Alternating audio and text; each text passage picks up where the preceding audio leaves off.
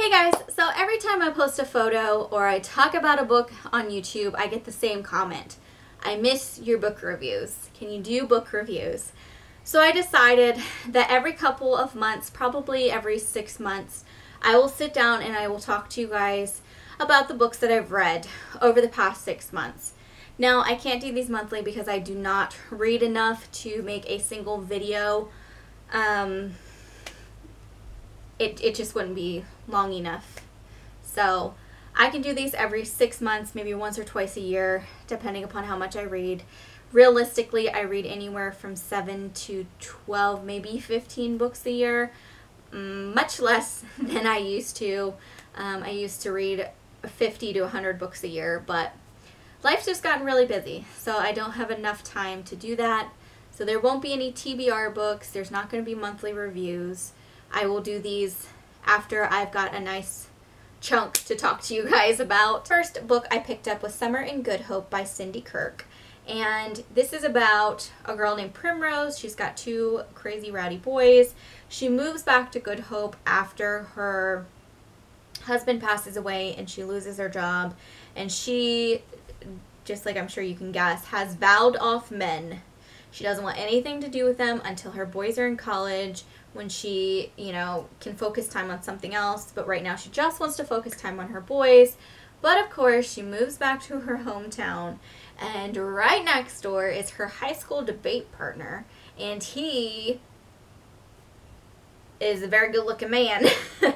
So no matter how hard she tries, she just can't help the sparks that are flying there.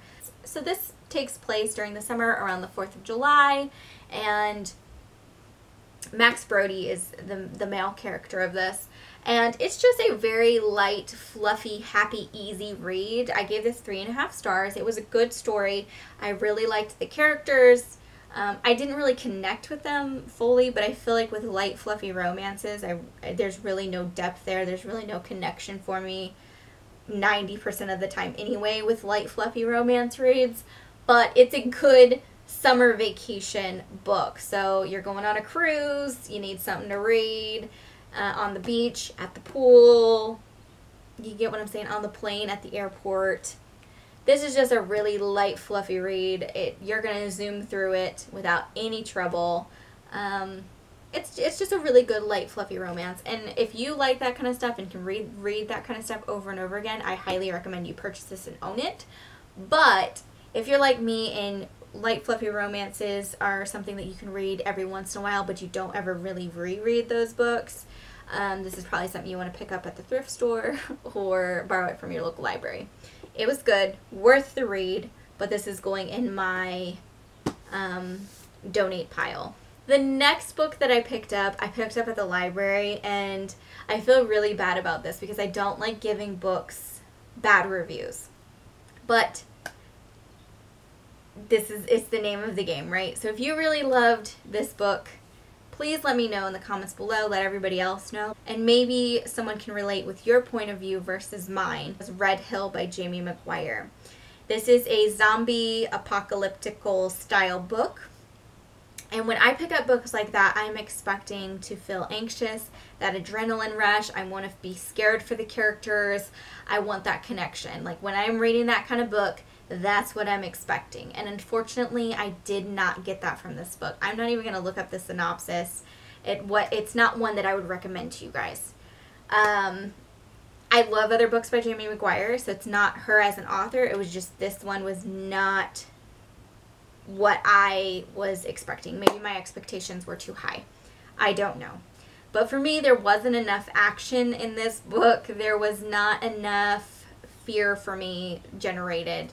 And it was almost like the characters weren't even really that scared of the situation they were in.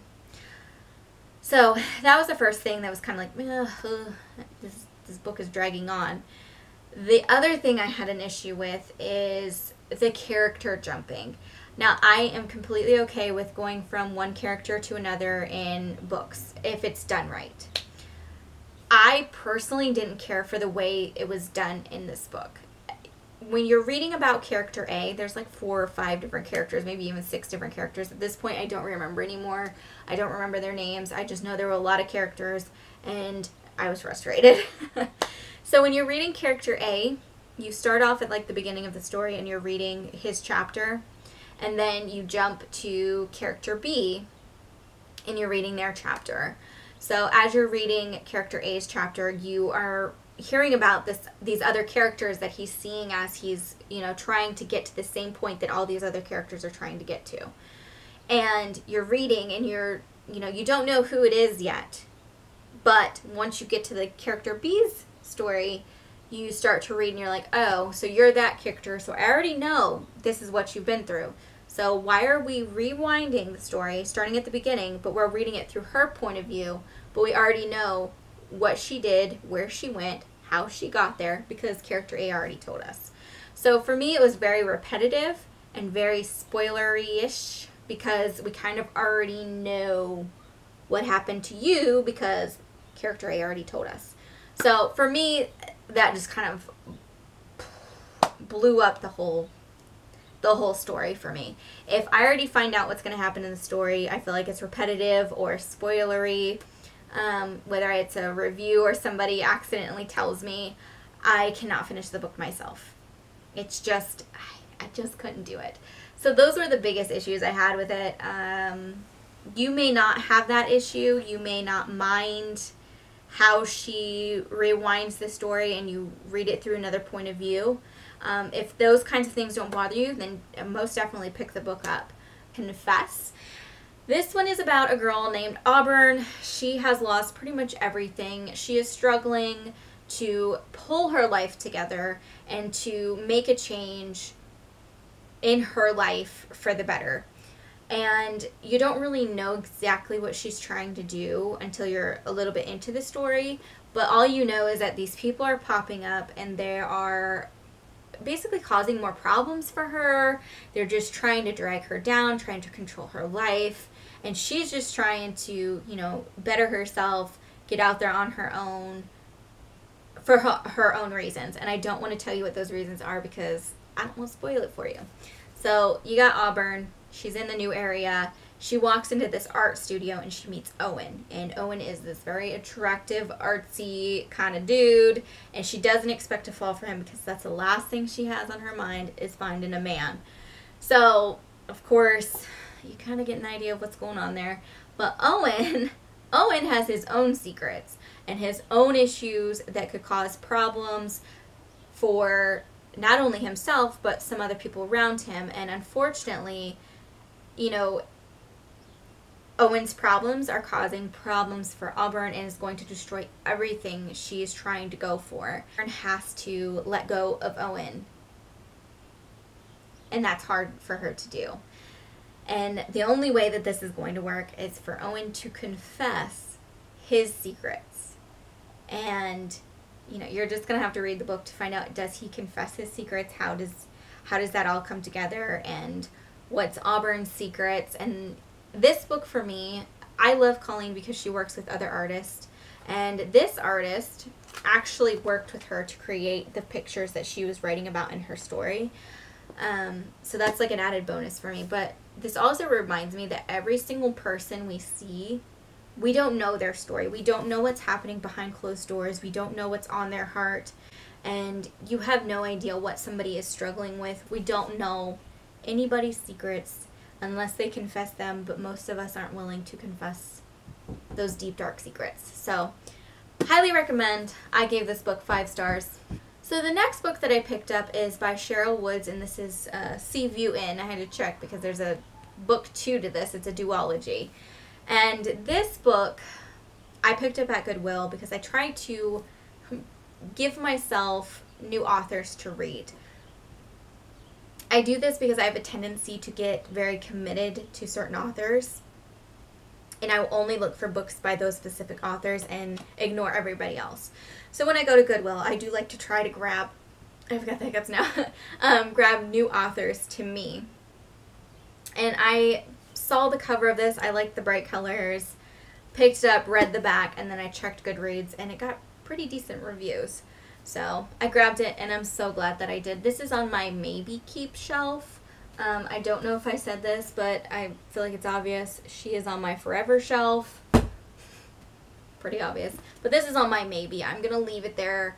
I'm going to let it kind of marinate in my mind, and if in the year I kind of don't remember the story very much, it'll go in my donate pile. But Cheryl Woods' Seaview Inn. This is about a woman named Hannah. She's very independent, single mother. You know, her life is going good. She's a PR exec. She's doing a lot. She's, you know, got her life on track. And then all of a sudden, things start to fall apart. She gets breast cancer. She finds out her daughter's pregnant. Her grandmother is refusing to go into a nursing home and give up the family business.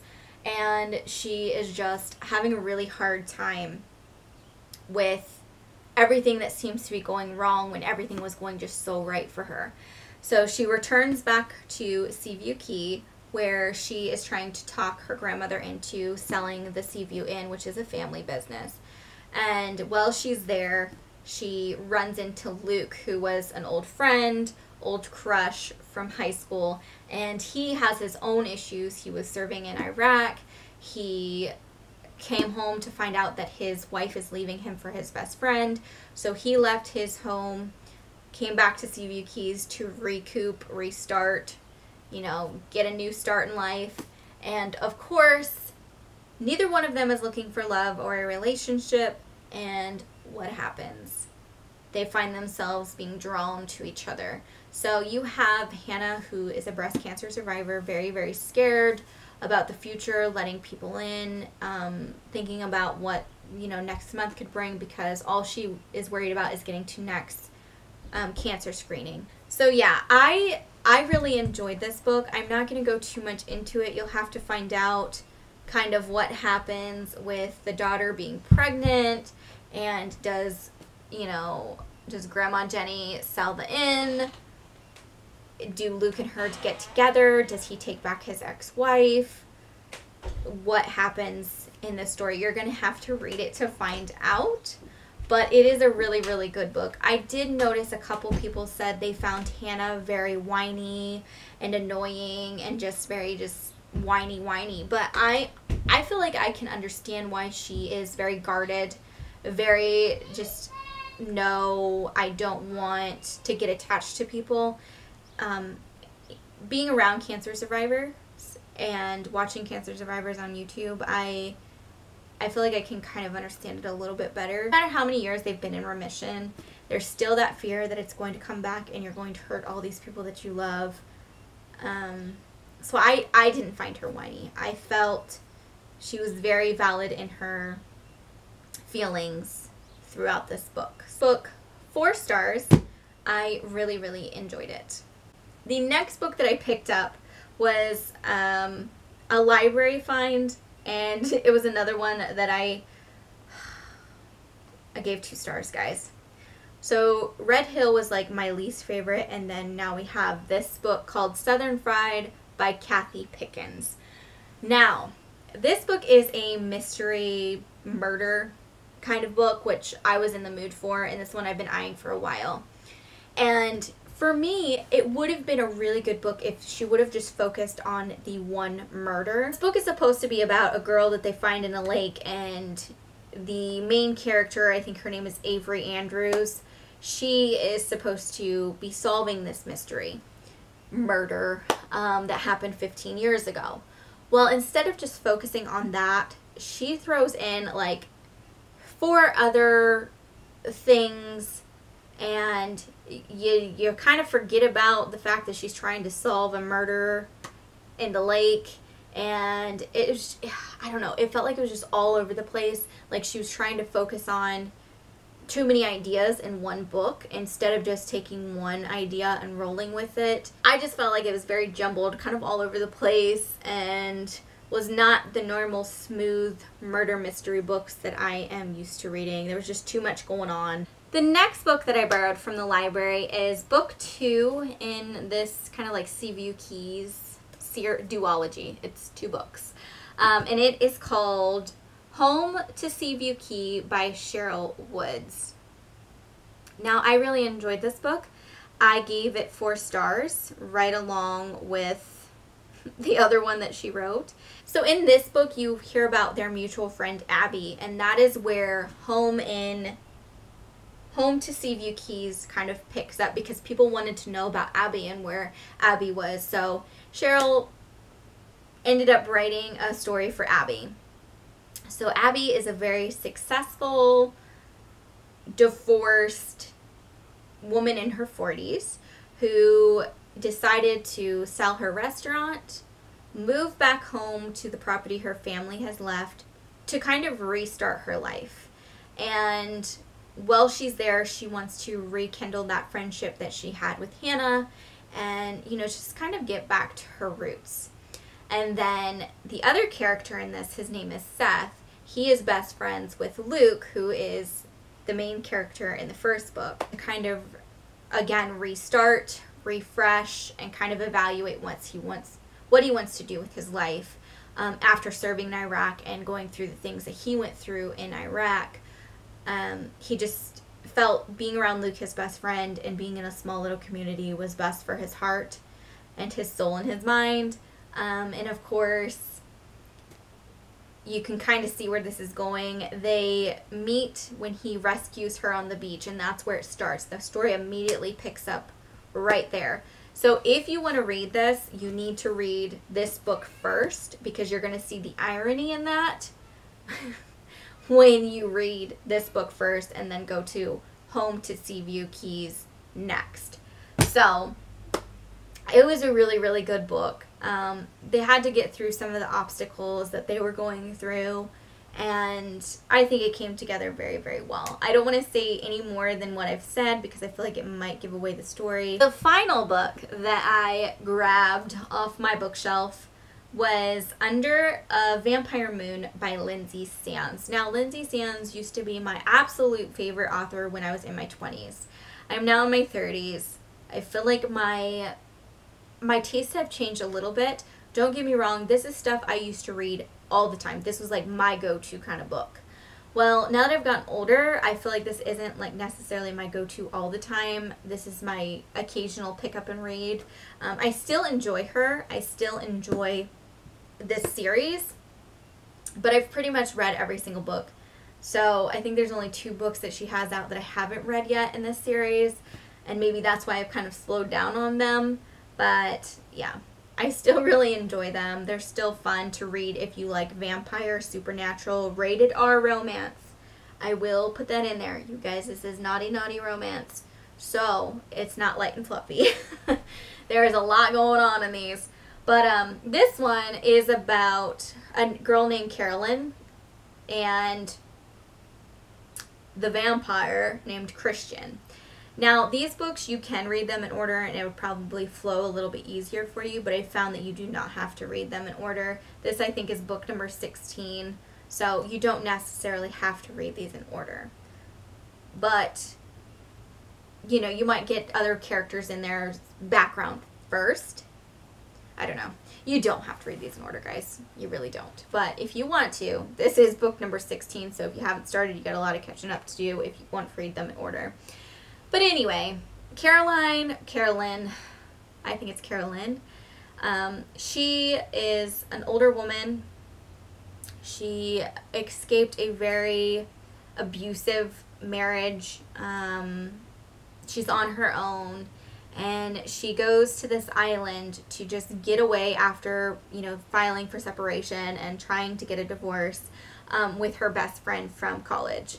And while there, she meets Christian, who is in a band. He's playing there, and she thinks he's gay. So, you know, she has no fear of being attached because she has this fear that everybody is out to get her, that nobody is truly going to love her. So the last thing she wants to do is get close to a man again. So she thinks he's gay, and she thinks it's a completely harmless relationship. And then, you know, they start hanging out a lot, and, you know, she starts to have feelings for him, but he's so much younger than her, and she's struggling with that on top of the fact that she doesn't know if she can truly trust him. And then, of course, Lindsay Sands likes to throw a couple curveballs in there at you, and you don't see them coming. So, yeah, it turns out that Carolyn is Christian's life mate, and life mates are people that these immortals, because they don't like being called vampires, cannot read, they cannot control, and they're what the nanos, which is what created these immortals, pick for them. It's the best person that they can get along with, who they are truly meant to be with, and you only get one in your entire lifetime. So for the immortals, that's a big deal, but obviously for the mortals, you know, it's a big like shock to the system that, oh my gosh, there's immortals, nanos created them, I'm their life mate. So they've got like this struggle, and then if the life mate says no, they have to wipe their memory, and you know, the immortal vampire ends up having to live the rest of their life knowing that they're out there and they can't do anything about it. So it's just trying to convince them to stay with them, to give up everything, and it's just this like struggle on both ends, and it's crazy. So I liked this one. I think I gave it 3.5 stars. It's not the best of the best. There's a few others that she's wrote that I've liked more, but it's still a good series, and I've always kind of wondered what happens to Christian, and now I know his stories. But anyway, that is going to be it for me, guys, for all of the books that I've read so far. I may do these every 3 months, or every like 3 or 4 books I get, I'll try to do them. If this one was just too long, you guys will have to let me know if you would want shorter ones. Maybe break them up into 3 books a video, or maybe 4 books a video instead of 7. I'll leave that up to you, but this is just a test to see kind of what you guys are feeling, and I will talk to you guys soon. I hope you guys enjoyed this, and if you have any book recommendations for me, feel free to drop them in the comments below. If you've read any of these books and have an opposite opinion, or want to add something to maybe one of the books that I've read, again, leave them in the comments below. I like discussing books with you guys. It's fun. It's kind of my thing. I text my friend about books all the time. We swap books. Books is kind of a thing for me. So if you guys want to talk books with me, feel free to leave them in the comments below. Give this video a good old like if you want more of these, and share with your friends, and I will see you guys soon. Bye.